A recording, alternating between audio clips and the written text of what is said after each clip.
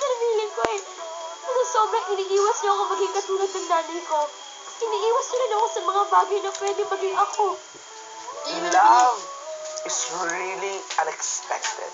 Darating ka sa buhay mo nang hindi mo inaasahan or hindi mo alam na yun na pala yung tao na yun.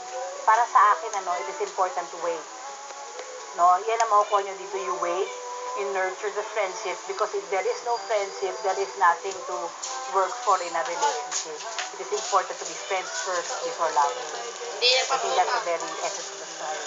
Yung movie is about family values, about the family, about relationships. Oo, mahal kita. Oo, gusto kita. Noon pa. That's true. Ano? Sasabihin mo rin ba na mahal mo ako? Siguro. Baka. Pwede. Oo, aaminin ko. Nagselos ako. Kasi yung boyfriend ko na mahal ko, hindi niya ako kaya mahalin eh. Parang it's a feel-good movie. Pero, meron siyang statement kasi, meron siyang sinasabi about being true to yourself. Yung pagpapakatotoo lang, yung gano'n. Yung ang importante, hindi lang yung physical na ganda, kundi kung ano yung nasa loob. Malaki yung makuha ng story dito.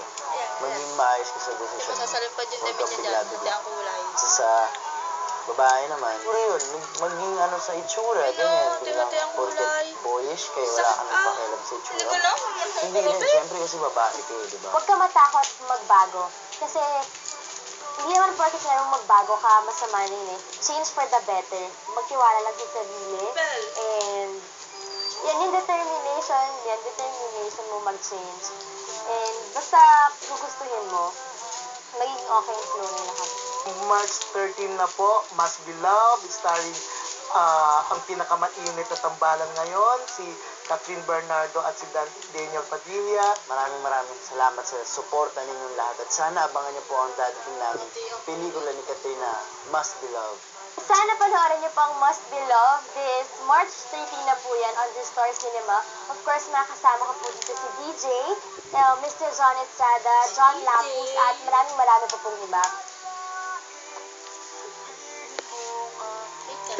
It Must Be Love. March 13 in cinemas.